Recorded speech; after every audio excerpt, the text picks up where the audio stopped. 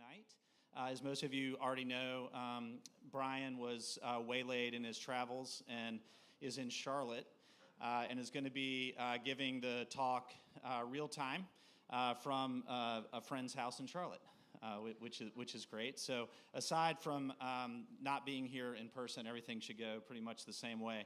I appreciate you guys getting your seats. I'm actually up here to say we're going to get started in about 10 minutes. He just got to where he is. We're giving him a second to gather his thoughts. There's a lot of great food back there that's for everybody. If you haven't gotten any yet, of course, drinks at the bar. Just enjoy yourselves.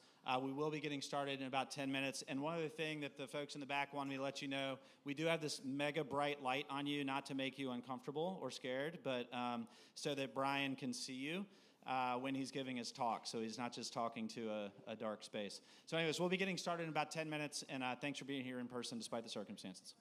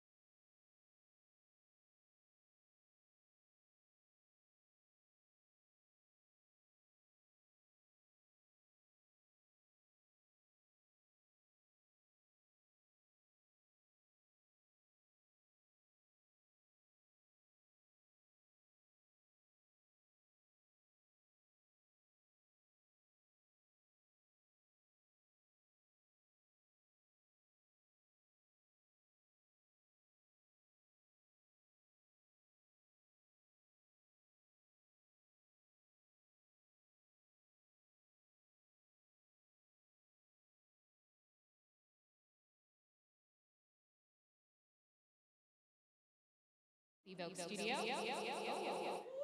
like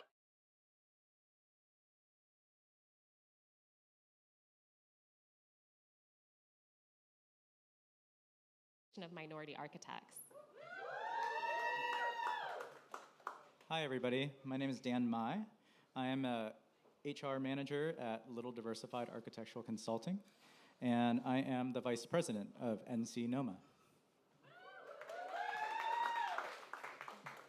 We are so excited to be here for the second year in partnership with In Situ Studio to do Real Matter and also working with Diversify Architecture. I would say tonight that we are particularly excited because tonight's speaker, Bryan Lee Jr., is the president-elect for the national level of our NOMA organization. So we're very excited about that. Just for those of you who may not have heard of NOMA before, I'll just read our mission to you really quickly so you can get familiar with the perspective and why we're here tonight. So NC NOMA's primary mission is to develop the growth of minority students, interns, architects, and educators in the field of architecture, as well as champion diversity within the design professions by promoting excellence, community engagement, and professional development of its members. The organization serves as an advocate for people of color through its engagement in equity and justice. So with that, we really encourage you to consider joining NC NOMA because there's a lot of benefits that come with that. More specifically, in more recent history, we held a couple different panels, and we partner and we help you grow your professional network.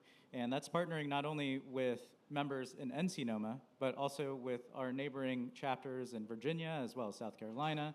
And we partner to really focus on our diverse membership. So we've held panels focusing on international practitioners, as well as Asian Pacific Islander. We're going to look forward to Hispanic Heritage Month in a couple months here. And really, we're really focusing also on the professional network with partner organizations like AIA, as well as Women in Architecture. We're holding a couple events this month in Charlotte for our membership down there. So hopefully, if you're in the area, check those out.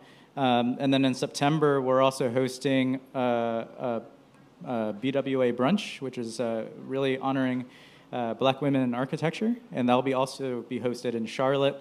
So definitely reach out to us through ncnoma@gmail.com or follow us on our Instagram page at ncnoma to get more updated on that.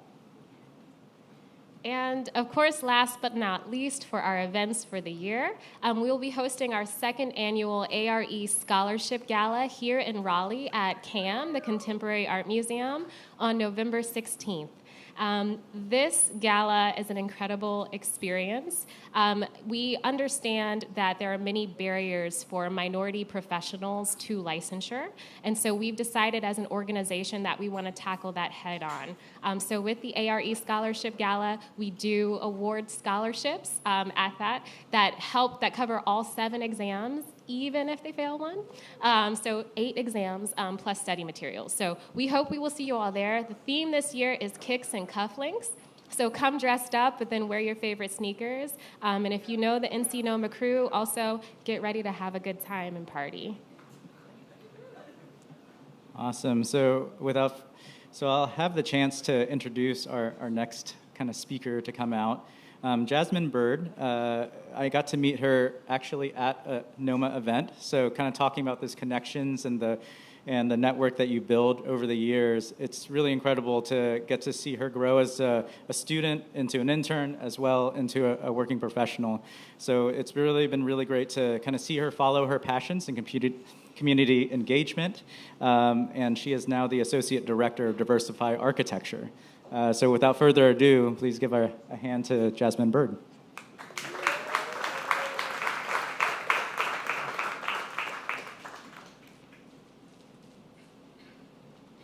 Hello. I didn't pay him to say that. I asked him to not say so many nice things.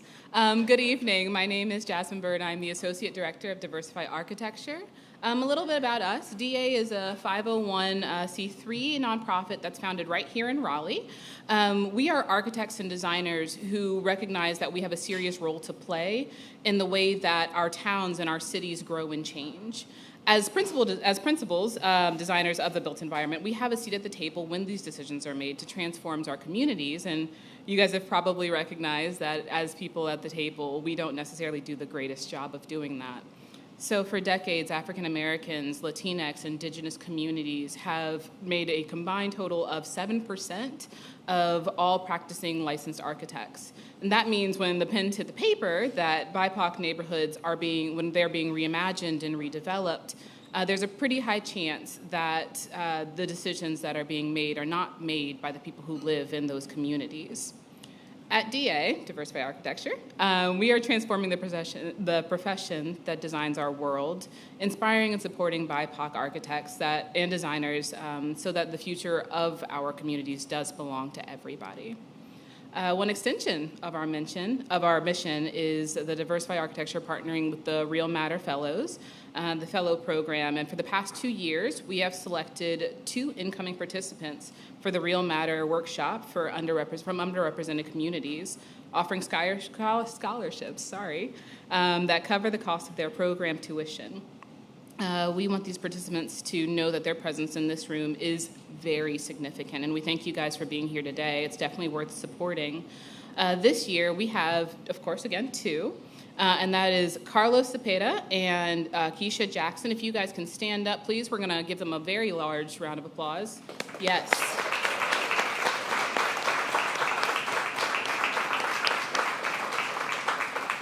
We had the pleasure of having lunch with them today, and we got to bug them a whole lot. Sorry, guys.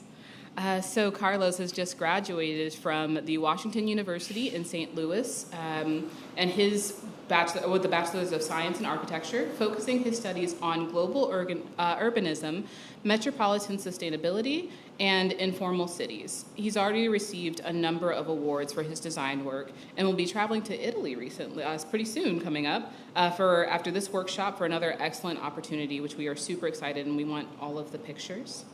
Keisha, she is entering into her 4th year at Columbia University, where she will be receiving her Bachelor's in Arts in Architecture. This will be in addition to her Bachelor's of Science in Civil Engineering from the University of Ghana, which she has completed in 2017. Keisha has completed research in transforming vacant lots in order to curb food insecurity and worked in sustainability initiatives with the New York City Department of Buildings. She is also a very active member of NC NOMA, or NOMA in New York. So please, again, join NOMAs, please. So DA, our executive director, was able to see you guys' work a little bit earlier today in the workshop, and he was truly impressed with your work. I saw a little bit via pictures, and it was really amazing. So we're super excited and proud to be supporting you guys in this initiative. And congratulations again on the fellowship. So now, I would like to introduce one of my favorite mentors. When I first went to NC State, I bugged this poor man into basically letting me follow him around at all times. He is one of the most amazing gentlemen I've ever met, David Hill, who is the head of the School of Architecture at NC State.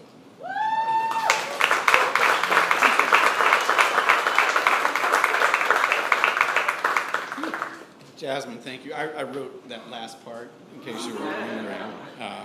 No, really, Jasmine is one of my favorite people, so thank you so much for that. It's a real pleasure to be up here. It's good to see you all. Welcome to tonight. I'm really showing my age. The other 3 came up here with their phones and their notes. I came with a piece of paper, and I'm having trouble reading it, so just like I embarrassed my daughters at dinner, I'm going to do that. And have my own little light there. Yeah, before I introduce Bryan Lee, our guest speaker tonight, I'd really like to thank In Situ, and in particular Matt, Zach, Jazz, Jeremy, Alyssa, Kelly, Joao. What they do every year with Real Matter is just beyond belief. To bring the community together, it's really a gift to Raleigh that they put on this lecture series, that they bring people together, that they serve food and drink. So In Situ and all the sponsors, I just want to thank you. Big round of applause for them. It's a lot of work.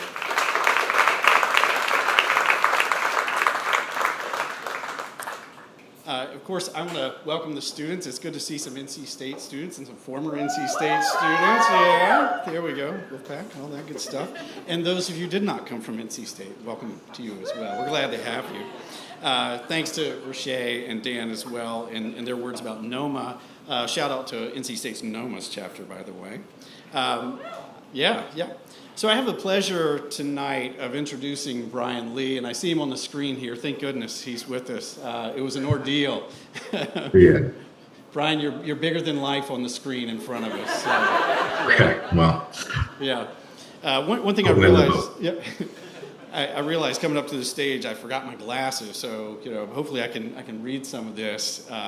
But also, Bryan, I realized another thing. As many times as I've read the name of your firm and said it to myself in my head, I've never had to say it in front of a bunch of people like this. I'm wondering if you would pronounce the name of your firm for us. Yeah. Colloqate. Colloqate. All right. Let's see if I can get it right. Thank you so much. You're welcome. So, everybody, Bryan Lee is an architect and design principal at Colloqate Design, a multidisciplinary design justice practice focused on expanding community access to and building power through the design of social, civic, and cultural spaces. Mr. Lee is an architect and national design justice advocate with over a decade of experience in the field of architecture. He's the founding organizer of the Design Justice Platform and organized the Design as Protest National Day of Action. Bryan has led 2 award-winning architecture and design programs for high school students through the Arts Council of New Orleans and the National Organization of Minority Architects. He works to give other people and practices the tools to pursue design justice themselves, spreading the reach of Colloqate's mission for generations to come. Welcome, everyone, Bryan Lee. Oh, wow. Thank you. I am so apologetic for not being there with you. It's been a rough travel day, but I think we're going to have a good time regardless. So today, I want to talk to you a little bit about some work we've been kind of pursuing over the course of the last 6 years with Colloqate. But the core of that principal argument is power in place. Before I do that, I just actually want to just say thanks to NC NOMA. I want to say thanks to Institute for inviting me to speak. Again, apologies for not being in person. But I think, like I said, as we start to talk about what power in place is, some of the work that we do will be revealed through the presentation, and I'll show you some of the working documents or working projects that we've done over the course of that time. But before I do that, I want to tell you a story. So Roderick Woodard. So on August 16th, 1960, in Hamilton Township, New Jersey, there was a man named Roderick Woodard who was a postal worker. He had 4 kids and simply just trying to live his life. So he bought a house in this new area for him, which was, again, in Hamilton. And it was a C-rated Hulk map area, which meant it was majority white without very much intermingling of races. The realtor sold this house to Roderick, saying essentially that there were no other issues with the neighbors and that he would be fine. So on this day, on August 16th, 1960, a letter came in the mail. That letter was, well, I'll show you the letter in a moment. But that letter kind of drove him to kind of understand his space and place in very different ways. And so on that day, we got to see Roderick, a 46-year-old man, again, live through one of the most treacherous things you can think of. So Roderick got a letter that said, "We don't want nigger families in our street, so stay out." Signed by the people that lived here in peace for many years. All right? Okay. Well, before this, Before this letter, Roger brought this house on August 3rd. This now is a few weeks later. Over the course of those 2 weeks, he saw his house spray painted, his windows bashed out. They tried to set his house on fire twice, and they had crosses that were burnt on his lawn. 2 weeks, right? 2 weeks. So in the course of those 2 weeks, Roderick was confronted with the compounding injustices of ingrained into our nation's social, political, economic, and spatial systems, right? A historically racist system viewed him as less than worthy of dignity and humanity. There's a political system that ensured that these beliefs made their way into the racialized housing covenants and eventually into the federal policy of redlining. There was an economic system built off the labor of Black and brown people that incentivized the differential valuation of land and property based on race and class, right? And then a segregated spatial system that uses the boundaries of land and property to enforce the subsequently validate all these other systems, right? This was 1960, not that long ago. Roderick was my great-grandfather. Right? Roderick is just one of many, many stories, but worthy of remembering in large part because it gives us insight into the structures that we've built in this world over the course of the last couple centuries. I believe that for nearly every injustice in the world, there's a plan and architecture design that's been built to sustain that injustice. So our work as advocates, as architects, is to dismantle the privilege and power structures that use architecture and design as a tool of oppression. To understand, to make it clear that architecture's role in creating spaces of liberation requires us to think about the narratives, the people, the places, and power, all juxtaposed at a greater frequency than chance. So that's the premise of this conversation. I want to talk you through how power aligns itself with place and what place actually means, as well as what that looks like in practice. Does that sound good? Yeah. This works better when I'm on stage. We can do a little call and response, but you'll get it. So what is design justice? Design justice, again, starts to challenge privileged power structures that use architecture and design as a tool of oppression.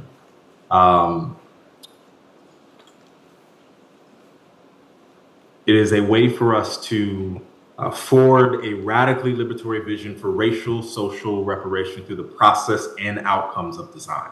Now, when I say radical, I'm really talking about the kind of root word of radical, which is radish, right? To get deeper. So we're asking folks in this room and in this space to get deeper into the conversations, into the stories, into the narratives of place that allow us to unpack and understand the spaces and places that we work in a more deliberate way. When we talk about reparations, there is no architecture, there is no space that does not, or place that does not require healing. Especially as we start to build new spaces in old places, we overlap and oftentimes dysregulate neighborhoods and communities by doing so. And so every act of healing or every act of architecture is an act of healing in that instance. And so I also say process and outcomes in large part because it's not enough just to have a pretty building. It's not enough just to put a building in the ground that wins awards. It requires us to have a process that aligns with the outcomes of that design. Did it work with and for the communities that it serves as a primary condition? Lastly, design justice, we acknowledge that design justice understands that there's a loss of memory that is the root of all oppression. That is a quote by a woman named Paula Gunn Allen. And the only thing that counters that relentless loss of memory is a relentless pursuit of design of spaces of culture and memory. Now that doesn't mean just museums. That doesn't mean just monuments and memorials. It means all spaces can be spaces of culture and memory. And the more we create those spaces, the more we have communities that continue to serve one another, to build upon the past, the histories that have supported neighborhoods over time. And so all of these have kind of a core set of components that drive. But the primary one, when we give a lecture that says power in place, it's good for us to maybe define what power is. So I tend to love quoting this quote from Malcolm X, which is, "The history of all revolutions is based in blood and land. The landless against the landlord versus the landlord. It is in pursuit of independence, without love lost, without compromise, without negotiation." It's such a powerful consideration because it's always posed as power as essential in the accumulation of land, or land is essential in the accumulation of power. And so what do we do with that? So then I think at the start of that, what is power? And more precisely, what is spatial power? So we can start with the broad considerations here. So first, power requires direction. It requires us to understand that it is neither good nor bad. It just exists with potential until it has directive. So simply put, power is the capacity and potential to enact one's will on the world, especially the world around them, in the shortest amount of time, at the least expense, with the most gained. Let me say it one more time. So power is the capacity and potential to enact one's will on the world around them in the shortest amount of time, at the least expense, and with the most gained, right? And so all of the systems that are constructed, both in space, place, and policy, are crafted to navigate how power can be manipulated through any given system. And so what does that system then look like, right? That system, we often talk about as the signal and the receiver. So this is if you know me, you know that I like alliteration. So this is an all P project. But the signal and the receiver are simply a way for us to have a conversation around who sends the rules of society and who is subject to those rules, right? What systems, what structures, what institutions are subject to those. So from the signal side, we think about pedagogy. How are we taught? What is the code, the underlying code?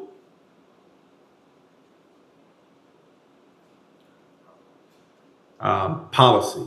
See, our policies are then derived from the pedagogy that we take in, and that allows us then to apply that policy in place through procedures. And so what that means for us is that there's an implementation that is a difference between policy. Policy gives us an ideal, it codes things, gives us an ideal consideration. Procedure allows us to implement that strategy in place. It means that the things that are subject to that signal, right? Just beep, beep, beep. It's sending signals constantly. Let's use that way.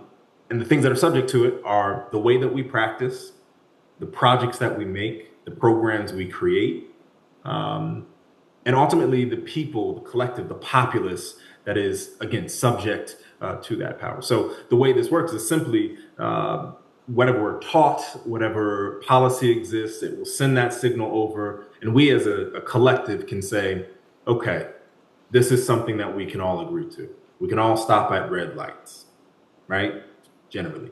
But we might talk about prison abolition. We might talk about the fact that some people don't believe that the way in which we create systems of torture by way of prisons is a effective way to rehabilitate people into society.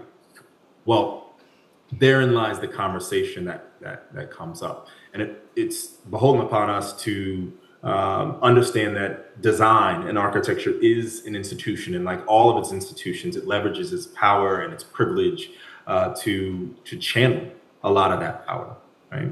And so if we are not careful, as mentioned here, if we're not careful, then because we're not the source of power, we can often become conduits of malicious power, right? Because we are developing, moving, transitioning what land can and would be. These aren't showing, so I'll show here. So I often talk about power in relationship to communities. Power isn't necessarily, again, good or bad. It can exist in multiple forms. It can exist in multiple communities. And, you know, we've all heard the term kind of people power. But communities, again, they're groups with shared histories and patterns and habits and rituals. That helps us get to the point in which we are able to survive. Communities that have to deal with the isms of the world, racism, sexism, ableism, start to shape and shift the way that they exist in the world in order to survive. And so acknowledging that there are a multiplicity and an intersectionality of communities that truly allow us to have the society that we claim that we want to kind of continue. And what that looks like is all kinds of communities that can be defined by all kinds of strategies, whether that's ethno, racial, religious, generational communities. You might see national academic, gendered, class-based communities. Not all good, not all bad, but ultimately a method by which society stratifies itself. And a method by which communities protect themselves, right? So when you think about what happens there, right? When communities then have to protect themselves, what do we do in order to survive? I often talk about culture as the consequence of prevailing collective conditions and immediate individual circumstances. This is shaped by the moments and memories that constantly guide us back to our truth. And culture, as it stands, is a perpetually subtle adaptation of our mental and physical habits and patterns and routines that help us survive and thrive, right? Culture is a collective coping mechanism that is formed through the memory of our joys and our pains, our highlights and our lowlights. But memory itself is the kind of connective thread. And memory making then is essential to crafting culture, and culture is necessary in shaping space. So here we are. This is the kind of underlying information that defines what we do as designers and architects. I often look back to a couple things that help me understand this concept pretty well. How many people have been to a second line in New Orleans? Has anybody been to New Orleans before? Any hands? Any hands at all? Okay. Does anybody know what a second line is? Okay, so I'll explain what a second line is, and then I'll give you the dramatic story. Okay. So a second line is a celebration of life and death.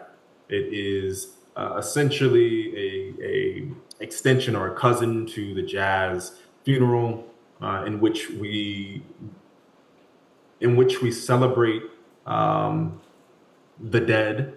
We celebrate the life of those who have died over the course of a year, and we dance through the streets. So every Sunday, almost 32 Sundays that are available in a year, we get hundreds of people, multiple bands, and we march through the streets. It's hot, it's sweaty, but we all do it, right? I mean, I think part of the kind of existing in the culture of New Orleans allows us to kind of do that on a consistent basis. It is one of the most joyful things you will ever experience. It's beautiful. It's sweaty, like I said, but there's so much beautiful music. There's so many people dancing that it will attach to your heart. But if you don't know that second line started because Black people weren't allowed to bury their dead inside the city, and they had to walk, right? They had to procession away in order to bury our dead, then you only see that cultural moment as a token of a community, but not its full breadth, right? If you don't know that second lines in the 40s, 50s, and 60s, even when we were allowed to bury our dead, we weren't given insurance that allowed us to bury our dead. So we had to raise money. So the parades turned from processionals that helped to bury the dead to processionals that helped to raise money to then bury the dead, right? And so the juxtaposition of this amazing social, cultural neighborhood experience and the origin of its trauma, or the trauma that is based in its origin, is something significant to understand. In fact, a lot of culture comes from that ability to adapt, right? And it might mean it's many different cultures kind of have this at the core of their being. So in the same way that we talked about communities having a multitude of definers, so does culture. And so in that, we start to think about the values that are then placed, right? So if we have culture, if we have an understanding of a people, a community, and we start to align a set of collective values, we then acknowledge that from the architectural standpoint or the design standpoint, our collective values are validated through the spaces and places that we design.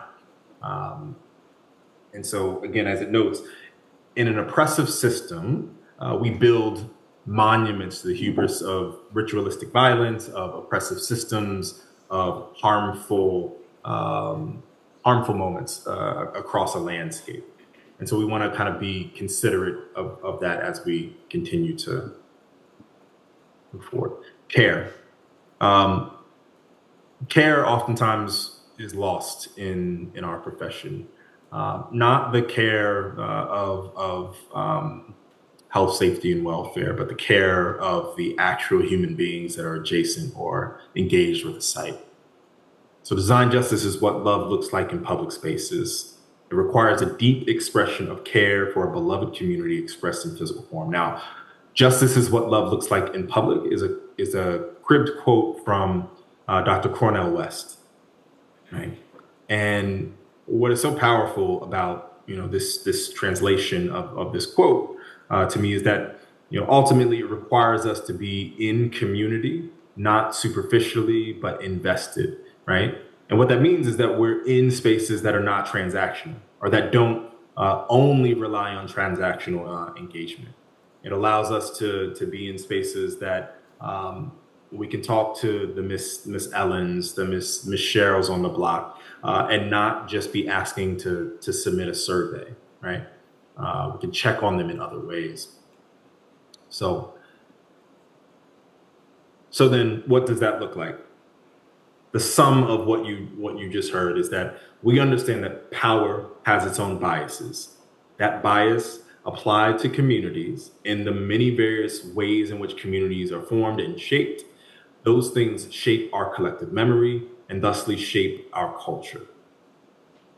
All right? So that's again, I think a baseline of what I wanted to kind of discuss relative to the work that we do.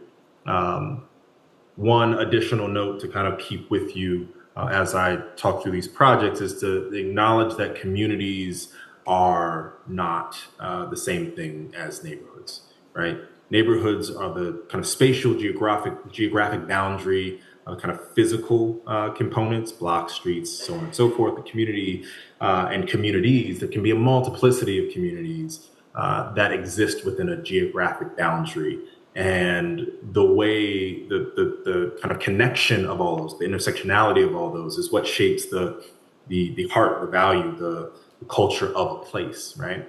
And so acknowledging the body and the soul, so to speak, relative to neighborhoods and communities is important as we do this work.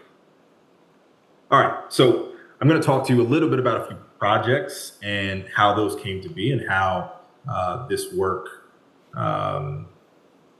required a bit of Translation. When you work in communities that are historically disenfranchised or marginalized, disinherited, as Whitney and Young says, there is a requirement to build trust before building buildings, right? And so oftentimes that looks like the use of smaller, more haptic engagement that allows you to build things with people at a space and scale that they are comfortable with before an intrusive project may come into their house. Whether or not you think they're going to love it, that's not the actual consideration here. So making meaning is really trying to understand the continuum of memory. And as you see at the top here, this is that continuum. It's the first phase of that continuum, which is moments, right? Understanding a second line as a moment is huge, because then you can understand the kind of cultural equivalency, right? Mementos are the things that people get to take away from that. What are those small little trinkets that remind people of that moment? That invests itself into our memory. It applies itself to the myths that we create about ourselves and our place of existence, which is huge, right? And so one project that we did a few years back that was really dealing with the death of the housing stock in New Orleans, right? It was post-Katrina. We had about 50,000 homes that were underwater, non-commissionable. And by the time 2007 came around, there was about 30,000 homes still left, right? That were still off the market in some capacity.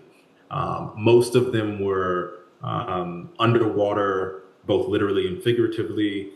They got liens on them, either demo liens or blight liens, which put the kind of cap on people's ability to purchase these buildings.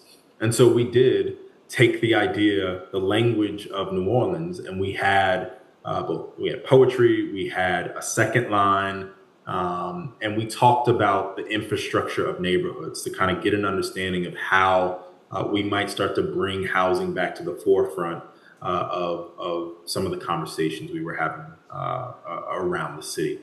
So this was a project called Blights Out. Again, we wanted to create a series of moments for people to think about their built environment in a less than peripheral manner, right?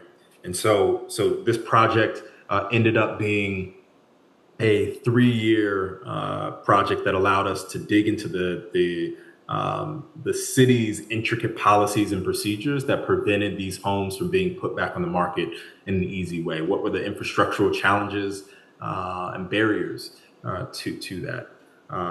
Interesting, maybe macabre note that this project was a way to kind of post poetry and the like on some of these abandoned buildings.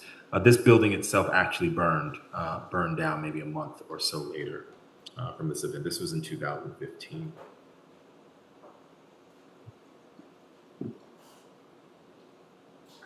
All right, so we're talking about mementos.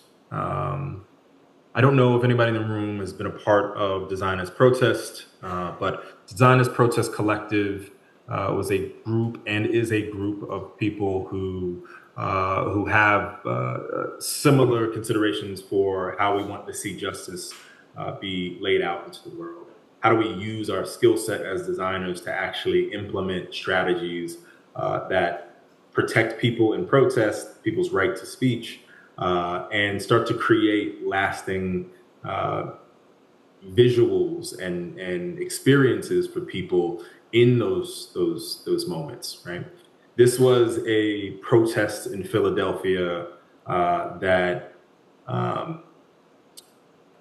was a year after 2020, the kind of mass tear gassing of people across the country, in which people had a bunch of protest signs. And we created this project called Tactical Protest Signs, which, in Philadelphia, folks got pepper sprayed the year before. And so we designed this strategy of protest signs that would go through the entire protest, be able to protect them, when possible. And then ultimately, when we gathered at a final moment, we were able to put all of these protest signs together to kind of speak a more specific language about what happened the year before and the case that these organizers were bringing against the city. And so again, this is moment, this is momentum, and this is a way for us to kind of both build things together and take them with us. So a lot of people took these with them after the rally was over, after this protest was over. And this is just a few of those signs. Marking time.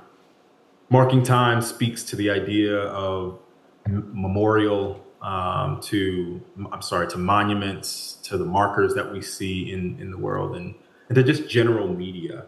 I'm not going to go through all of them, but this is a project called Paper Monuments, and Paper Monuments was a way for us to challenge the kind of landscape of Confederate monuments that were really laid across the city of New Orleans for the last 150 years. And in doing so, the strategy was, let's give people things that they can hold on to, that they can reference. We created a series of posters with 50 different artists and 50 different writers who wrote up untold stories of people, places, events, and movements across the city of New Orleans. And in doing so, we were able to reveal some really, really intriguing stories that would eventually come back to help us as we started to get into the architecture of it all. I'll tell you a couple of these stories real quick. To your left is the Desire standoff. This was the standoff with the Black Panthers and the government of Louisiana, who brought 200 people and multiple tanks to the Black Panther headquarters in the 9th Ward in New Orleans, unloaded hundreds and hundreds of bullets with young people in this particular space. Now, herein lies a kind of a conversation that, again, may be better in person, but I want to kind of bring up the difference between space and place, right? What is the value or the value differential between a space and a place? And I posit that, you know, the application of culture over time to a space, both internal, personal, or collective, allows for that space to be considered a place, right? Like, we all kind of theoretically understand the difference between a house and a home, right? In the same way, a space and a place hold those two similar. The cultural center that was the Black Panther Center was incredibly important to the neighborhood. They had free food programs. They had transport programs, ambulance programs. They did all of the things that were devoted to the community that they served. So after they came and tried to bulldoze this building with multiple tanks, the community rose up and they held arms, because they tried to do this again. This next week or so, they brought tanks again. And the women of the neighborhood locked arms hand in hand and surrounded the building, right? Pushing back the officers. So I think it's something important to recognize that there are places and spaces that are not necessarily, quote unquote, architecturally significant, but they are places that are community significant. And holding on to the reference of those spaces and places and bringing those to light allows us to understand how we might bring an architecture that can hold some of those narratives and those stories moving forward. Just two quick ones. Dorothy Mae Taylor helped to desegregate Mardi Gras in the 90s, which is a whole nother story. We can talk about that later. But it was amazing. We made this poster. We put these all out in public. We handed them out to people. Her family, her youngest children, grabbed this poster. They made T-shirts out of it, and they still to this day go to City Hall with this kind of this media, this memento that they could show love for their family member and also continue that fight. And then lastly, the Claiborne. This is really a story about a highway that cut through a historically African-American neighborhood in the Treme and allowed for 400 live oak trees to be destroyed, 400 Black businesses to be wiped away. The economic, social, educational outcomes dropped significantly as a byproduct of this highway cutting through. This is a poster that kind of told that story. And these all fall within the kind of concept of media, markers, and monuments, because the intention was to not just take the piece of paper, but to bring it to the public, right? To install the history in physical space. So this is scaling up just a bit to a monument, or a monument that we built with the African American Museum in New Orleans. That was a representation of the Claiborne process. This is a lenticular that goes back and forth. So you'll see the future of New Orleans coming this way, which is going back towards the quarter, and then away from the quarter, you'll see the history, right? So there's a lot of presence in this space that has allowed people to hold a narrative about the highway, which is just 2 blocks away, that they otherwise would not hold, right? Again, posting these things at larger scales. And then lastly, we'll talk about kind of massing memory. Whether we're talking about memorials, museums, malls, or mapping, the scale of memory starts to occupy space that turns things into place, as we just talked about. This is some work we did in Washington, D.C., and this is the Martin Luther King Library in Washington, D.C. We helped to do early design concept and do a lot of the kind of research and analysis that allowed for this space to form itself cohesively. Based off the premise of in 1968, the Poor People's Campaign, where the campaign worked with an architect to actually design these small wooden huts that you see in this center image. And if you haven't seen the Poor People's Campaign, I urge you to look it up. It is such an inspiring moment in time. This is right after Martin Luther King was assassinated. Ralph Bellamy attempted to kind of continue on with that legacy. And so that was the kind of design background for how we started to look at these pieces and to tell those stories. And our ability to kind of weave the story of Martin Luther King and his relationship to DC and tie it back to the hundreds of other people in DC that also gave their time, their efforts, their lives to the cause of civil rights. And so that's one way in which we start to think about, beyond the kind of general scope of what a memorial is, what does it look like to kind of hold information in ways that exist beyond the typical bronzed consideration. This is a project called the Claiborne Innovation District. We did a lot of visioning for this project about a decade ago. And Claiborne Innovation District is simply taking on what I showed you a little bit earlier when we talked about the highway cutting through the Treme, right?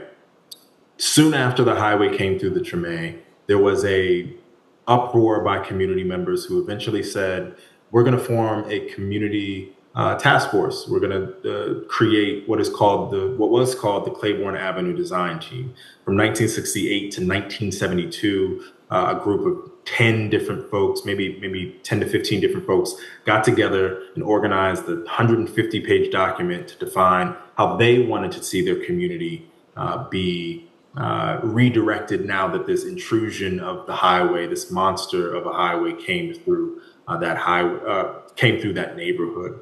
And what they wanted to see, what the neighbors have said for 50 plus years, is that they wanted a marketplace. They wanted to make sure that the economics of the space were relying on the cultural community, the culture bearers of this neighborhood and of this area. And they wanted to make sure that they had the outsized voice in the direction of these spaces over time. This is a project called Launch out of New York, and a project that was really designed to talk with as many of the young people and their parents as possible to understand what they needed beyond just the school itself. It ended up being the extension of the school into a whole other building that was a community space, right? So this is a 7,000 square foot community building. And a part of that is just simply working with community members in a deep way to understand the full extent of their needs as they start to engage with these spaces over time. And then lastly, this is a project in Portland, Oregon. And I want to just make sure I know what time I'm on. Okay. This is a project in Portland, Oregon. This project was Midland Library was a library that was designed maybe 25 years ago, give or take. And the neighborhood has changed over that time. It's really been a neighborhood that has grown its cultural capacity pretty exhaustively and extensively. So many different people from different religions, from different races, started to occupy this neighborhood. And so what we wanted to do was make sure that we could gather as many of those voices as possible. Can you give me one?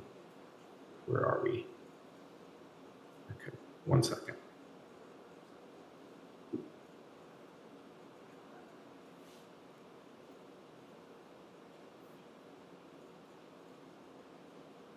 Sorry, just want to make sure don't lose power. So the beautiful thing about the Midland Library was that we were able to run a program to its fullest extent, of what design justice looked like. What we did from the very jump is we hired 12 different community design organizers for this project. We had a community design organizer and a CDA, which is a community design advocate, are two different things, but we had both of them on these projects. Community design advocate is someone who has a specific community that they engage with, and their intention is to focus specifically on that community. So they become part of our design team, and their job is to kind of understand with the community, what are the experiences that people have had that they do not want to have again? What are the experiences that they want to have again? With who, how, so on and so forth. And so the job of the CDO was to continue to organize the way that they generally were organizing beforehand, and to bring that information to bear as a part of the design team so that we can actually articulate those stories through the space. And a couple versions of what you can probably see here. There was a necessity to kind of maintain its connection to the forest, to the park around it. They wanted to kind of keep the green as a storytelling component. That's top level. That's very easy. That's the thing that we would all do.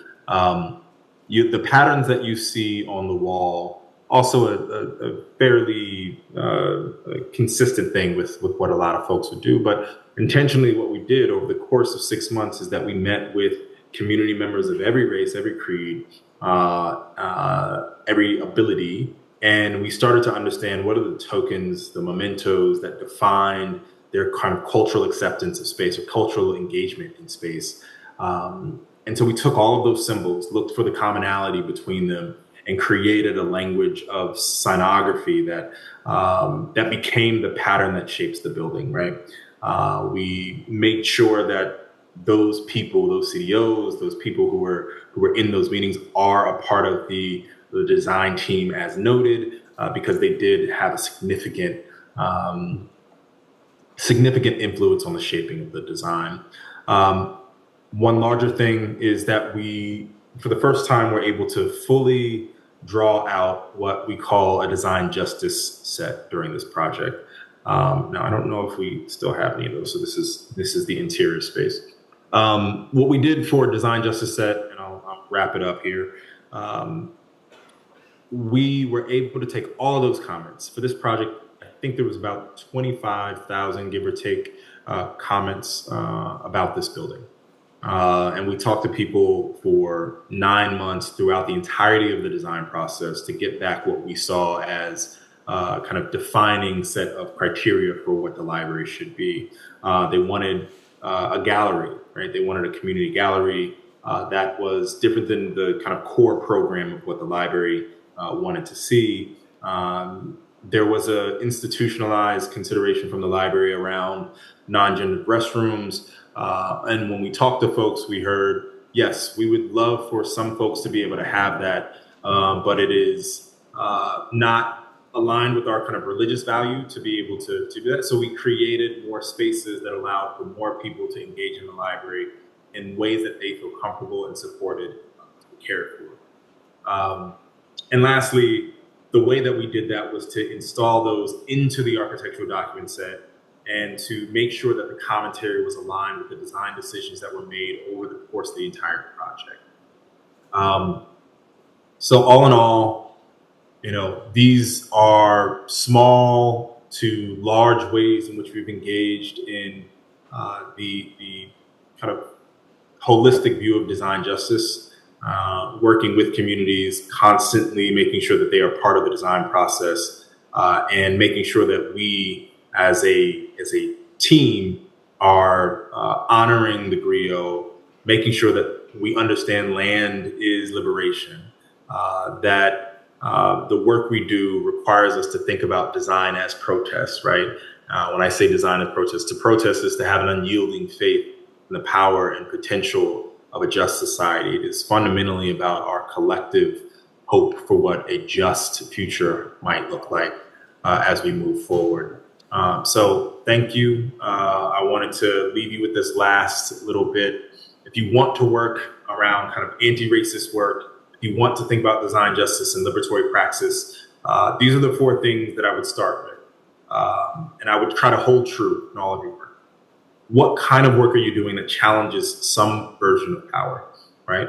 Are you deconstructing or dismantling ethos, ideas, pedagogy, and constructing new worlds, new forms of power, creating new relationships that create new forms of power? Are we respecting the cultures that we are ingrained with? Do we understand that there's a narrative that can be acknowledged and represented through the work that we do? What do we build onto with the project values? How are we assessing what a future might look like? Are we future setting? Are we thinking about the affirmative influence of our spaces, the spaces that we're collectively designing on not just the present communities, but communities moving forward? And then lastly, how do we demonstrate care? How do the spaces, the process, and the outcomes start to think about both accountability and mutual aid in that work?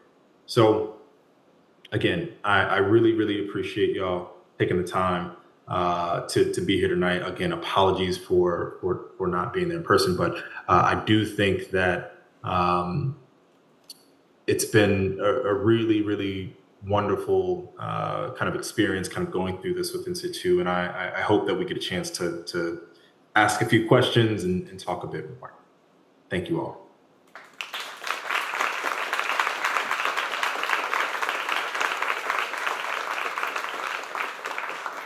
Thank you so much, Bryan, for that incredible talk on what power could mean in our profession.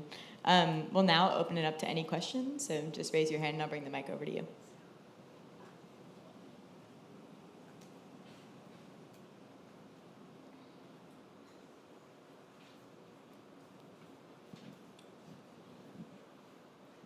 Can you hear me? Now I can. Yeah. Good. How do you scale this work up in your practice? How do you do more significant work? impact more? So most of your projects have shown that you can communicate with large amounts of people, but I'm curious how you start to deconstruct some of the systems and processes that you demonstrated in the early part of your profession. I mean, the early part of your presentation, and do larger scale work. Yeah. So I think there's a limit to the scale that we personally want to work at. I think ultimately we are working at, between 50 and 100,000 square feet, which is still relatively big for a practice our size, but ultimately not, we're not interested in necessarily doing skyscrapers. We are working with other large firms that to implement and define these strategies within their own work. And the hope is that we start to continue to partner with larger firms that do much larger work. I also think that,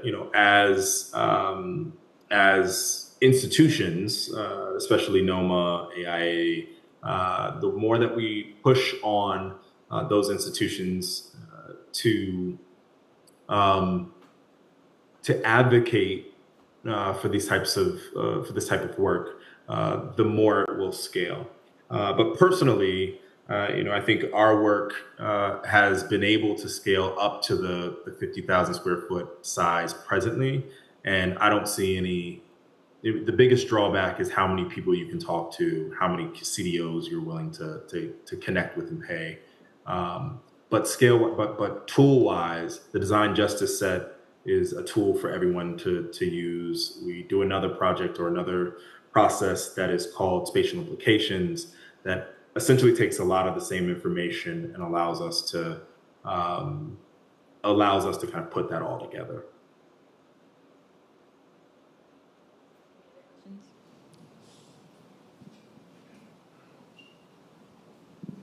Hi, Bryan. That was a fantastic lecture. I kind of just wanted to ask about the iterative process that you've gone through to translate both your personal story from your family and the research to have such a strong point of view around, I'm just thinking about the definitions that you've zeroed in on for us was so inspiring to articulate those ideas.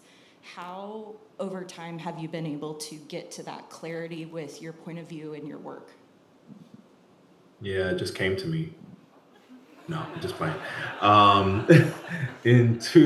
I will tell you, so in 2008, when I was finishing up grad, I was going to quit architecture. I bought myself my first moleskin, and I just wrote over the Christmas holiday. I just wrote and filled that entire book. And what I wrote was really about how do I want to exist in the field?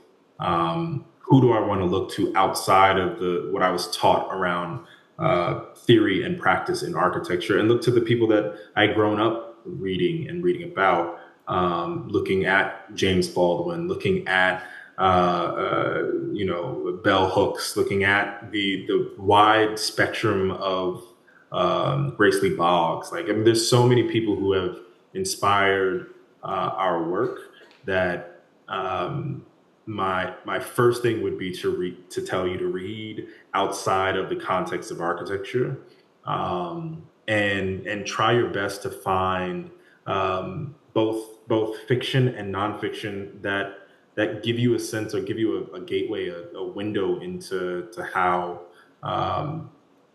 people experience space and place. I think if you don't read enough bell hooks, you won't know that she took an architecture class and talks about it in some of her books. And so I think those things are extremely important. And then ultimately, it's conversations like this. There are plenty of times that people will come up and challenge these definitions after.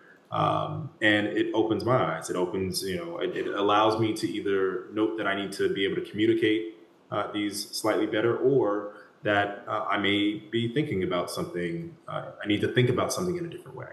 But it's, you gotta, like I said, 2008. So it's been a very long time. And I talk about it a lot. So that's part of it. And I write a lot. That's the other thing. Just write, get your thoughts out on paper and then look at it and be like, oh, yeah, that's wrong. and then you'll be able to kind of see where to go from there.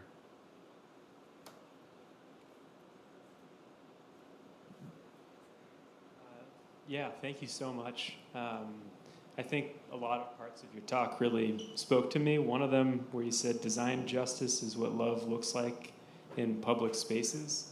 I was wondering how you think about measuring or evaluating success for your projects. Like, how do you measure love in a public space? Yeah. I don't know that you would measure love technically. I think I measure care. I think we measure. So, as a for instance, we used to talk about, like, when we first started kind of deriving this thought, we were looking at new buildings and old buildings adjacent, where one has a bunch of graffiti and the other does not, right? I think we've all seen this, right? Where there's one building that just gets cared for in some capacity and the other just has graffiti all over it, right? And not to say that the graffiti is uncared, right? It's just cared for by other folks. And what we started to find out very, very quickly is that the relationship that people have and or have invested into those spaces is an indicator of their affinity for those places, right? And so it ultimately starts to measure by the length of time that people have started to engage that space, and the length of time between when they have to do any significant upkeep. So that's one way that we started to look at this very early on. But I think ultimately we create a document to be able to cross-check over time. We're still developing the larger tools because a lot of the stuff is still done manually. And so I think we'll start to know what success looks like over time in the same way that sustainability did, right? We still need to create those tools. We still need to be able to understand what we did and how its impact is carrying forward. So we're still on the forefront of what design justice is, and we'll start to develop those tools more rapidly over the course of the next 10 years. All right, Bryan, we have 2 questions from the live stream tonight. Okay. I'm going to ask them both, and then you can answer in the order that makes the most sense. The first one is the automobile, suburbanization, and the freeway systems in many ways have been used as instruments of power and oppression. What other elements in the built environment, either infrastructural, architectural, or otherwise, have or should be viewed more frequently through that same lens? And then the second question is, how did you begin, or more specifically, how did you gather the advocates you needed to make the projects doable and viable? Yeah. Start with the first one.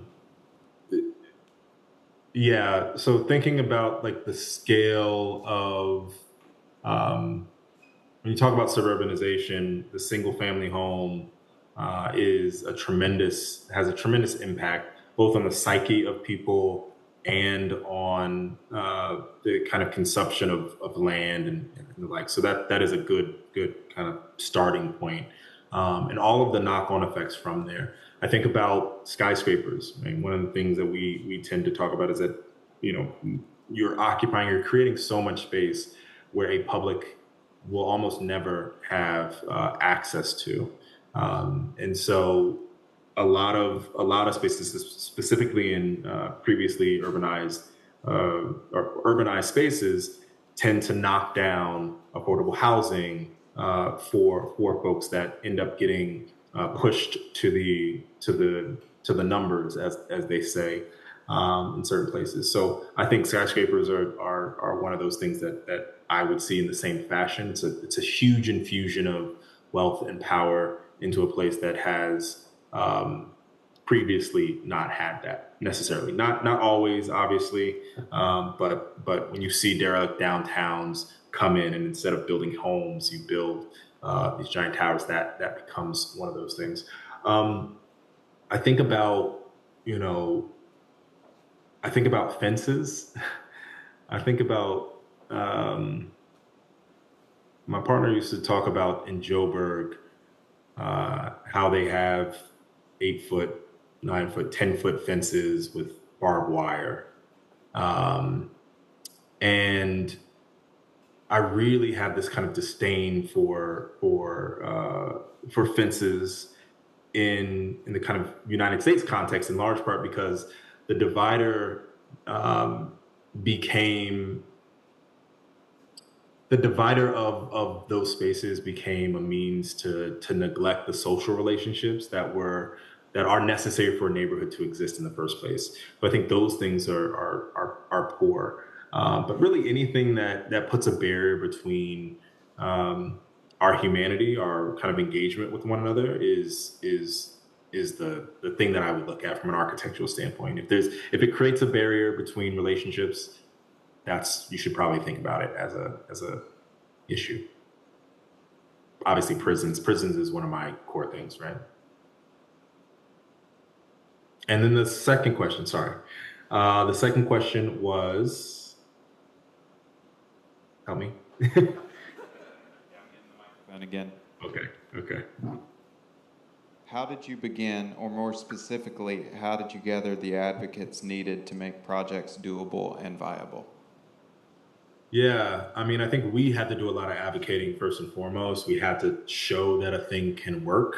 And so when for instance, for the library, we had to do it at a smaller scale where we came out of pocket on our own in order to pay advocates to be a part of a process, so out of our own fee. And then once we knew a process and we knew that process can work and we had something to demonstrate, we brought that to our client, and our client was able to find money elsewhere. That's actually one thing for folks to recognize, is that oftentimes clients who have a willingness to do community-based work, they don't put the engagement money in the pot of money for the architecture because they don't trust architects and designers to do that work, right? So oftentimes there is money elsewhere. And so that's what we had to tap into. We had to tap into the fact that there are other sources of engagement that institutions tend to rely on. And then how do we get those people?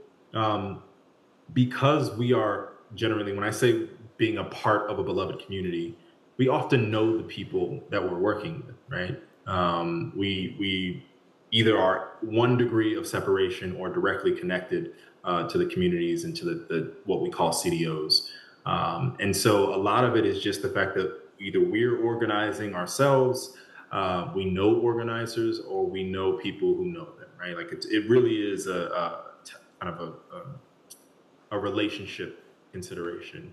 And then in some projects that are just big. So for instance, we're doing a high school in Portland as well right now with a couple other design teams. And the project is 300,000 square feet. And so the sheer scale of things required us to have more CDOs and to really navigate a much longer process. And so we had to do, CDO trainings. We had to do workshops where people kind of come and learn about things and then decide whether or not they wanted to be a CDO. We also do workshops for folks. So for community workshops that allow us to kind of talk about design justice and how people might want to be involved. And then they would come to that, and some people would decide to join us from there. Questions? All right, thank you so much, Bryan. We'll give you, we have another question. Never mind. Yeah. Hi, so my question is, how do you leverage the power that you step into the communities with as an architecture professional in a way that doesn't disempower the community you're designing for? Yeah, I mean, I think it's like any relationship. You are negotiating your relative power. But I think the way that we often, or the way that we try to do it from a procedural standpoint, is to create a kind of power continuum at the beginning of a project that says, truly, what are the decisions that need to be made over the course of this project? Who can make them and who can have the influence on them, right? Because we may say all the time, right? We're going to make sure that community voice is invested into every part of this process, blah, blah, blah, right? Like we hear that from institutions a lot. And then when it comes down to it, the institution is like, oh, we didn't actually want you to have an opinion. We just wanted you to kind of agree with what we were doing. And so very clearly from the jump, aligning ourselves with what are the decisions, who has to make them, and can any of those decisions be deferred directly to the community, right? And so keeping that list on hand, making sure that we actually share that with the CDOs and the kind of community is huge. And then also open communication between, and this has gotten us in trouble as well before with a lot of clients, but what you tell us, if it is not something that will endanger our community, we're going to tell them, right? We're going to speak to them. So having an open communication is huge. And then the last thing I'll say is like marginalized, like, and I have to say this to clients all the time. Communities that have power often want their engagement to be, how might I say this? Forward-looking, or they want the story oftentimes. Where are we going? And they want the kind of joyful story. Communities that have been disenfranchised or disinherited over time want the truth. And if you want to think about how you build trust in either one of those communities, oftentimes people have to have accountability. They have to tell the truth. They have to own the truth, and then they can move forward. And that hiccup is a problem for a lot of developers, a lot of institutions. They will acknowledge broadly an issue, and then ultimately they won't allow that acknowledgement to carry through the process and to be influential in the next set of decisions that have to be made. So, okay. Any last questions? Going twice. Nope. Alrighty, thank you so much, Right. Bryan. Let's give him a big round of applause. Thank you. Thank you so much, y'all. Again, I really wish I was there with you. Soon come. And while we're clapping for people, let's have our workshop students stand up again. They've been doing really awesome work. They just had another review yesterday. Wonderful, wonderful, wonderful.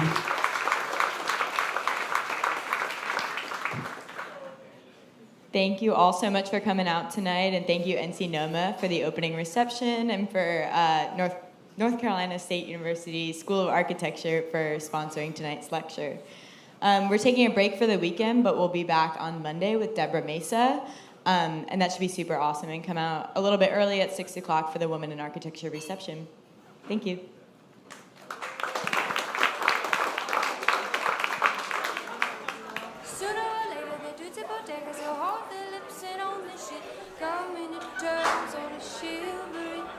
But I'm here, oh shit, don't know the gravity she holds. She pulls on the eyeballs and all the kids standing tall.